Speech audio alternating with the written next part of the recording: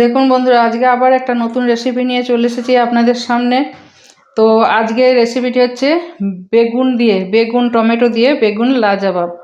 এবার বেগুন দিয়ে অনেক রকমের তো রেসিপি তৈরি করা যায়, আজকে এই রেসিপিটি নিয়ে এসেছি। বেশ কচি কচি নতুন এখন বেগুন উঠছে, পাওয়া যাচ্ছে, আর টমেটো এই দিয়ে তৈরি করেছি। আমি লাইভে এসেছিলাম, লাইভে পুরো রেসিপি দেখিয়েছি।